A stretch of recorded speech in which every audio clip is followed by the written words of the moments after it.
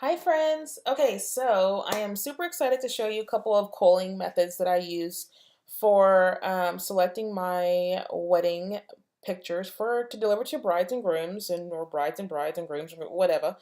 And what I am going to show you is a little bit of a different method than kind of the way that I had previously done it, and it definitely has cut down on my time. So what I like to do, I'm just going to kind of show you in a couple of different steps. So what I'm going to do first is create a quick collection.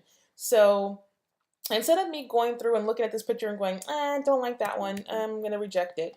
And so when you reject it, and I'm assuming I'm working on a Mac, so I'm sorry if the key function are not exactly the same, but what'll happen a lot of times is you'll kind of look through the images and you're going to go, oh, that's nice. Oh, I don't like that one. Let me mark it as rejected.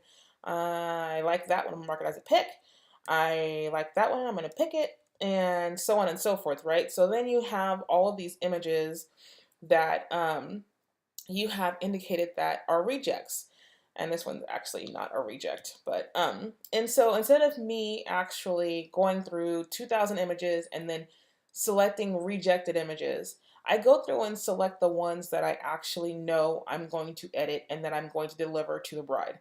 So let's just say I were to go through here and I'm going to pick, oh, yep, that one's so amazing. I'm going to pick that one. And I love her hands, going to pick that one.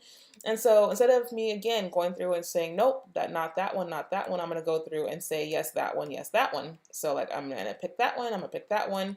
And then what I'm going to do, once I have all the images that I want picked, I'm going to drop them into a quick collection. So what you're going to do, because I've actually went through and selected the flagged, is I'm going to go to the photo and I'm going to select, let's see here, select by flagged.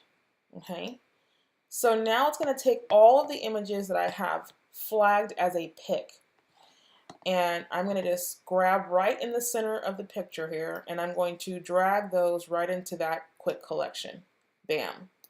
So now I have 26 images that I selected that are sitting inside of a quick collection. So in actuality, this might actually be 1,000 pictures. Okay, so now I'm going to go through and let's say I'm thinking, okay, I want to get this wedding submitted for publishing. I think it's amazing.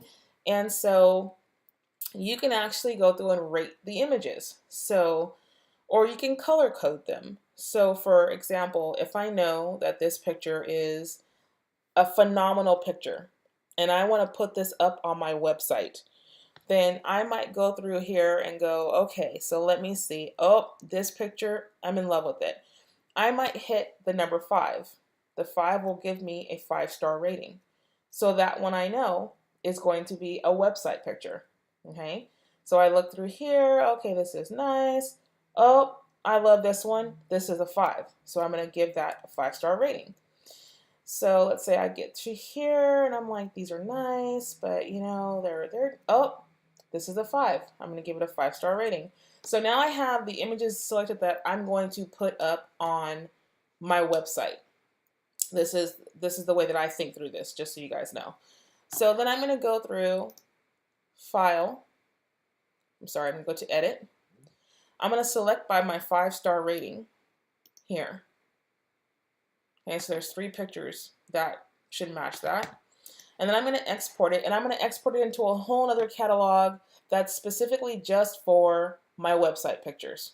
Okay, so that would be how I would decipher between all the images I'm going to give to my bride and then the top, let's say 10, I'm going to put on my website. Okay, so now let's say I want to submit these for publishing. Okay, so let's just say, and of course some of these are not edited, but let's just pretend like they're all edited at this point. So I'm going to start going through here and looking, and I'm going to actually create a color code. So let's say I felt this one was definitely one I wanted to include in my publishing. I'm sorry, trying to get published or trying to submit for blog. I kind of actually use the same pictures for both. So when you're on 6, 7, 8, 9, So 6, 7, 8, 9 is going to give you color codes.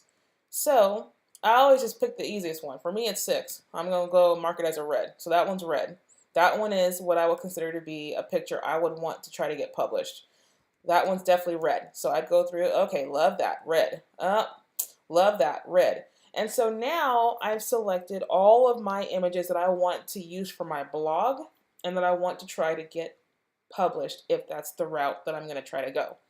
So then I would just go through, click edit, select by color code. I'm going to select by my red, and you can see here at the bottom that all the pictures that I marked as a red are now ready to be exported. So once I click export and it's exporting, you can see 4 files. I would go through and decide which folder to put those into, and then I would send those off to be published or write a blog. So hopefully that will make sense to you guys. Maybe it'll cut down on some time for you, maybe it won't. I'm still a pixel peeper, so even though I'm quickly going through and selecting the images that I want, once I start getting into the nitty-gritty of my editing, I still am going in and, doing my one-to-one and be like, is it in focus? Is it in focus? Is it in focus? Oh my gosh, is it in focus? Is it in focus? And then I will see, yes, it's in focus. So, and then I just remove the ones that aren't. So hopefully this will help somebody. I hope you guys have a good day.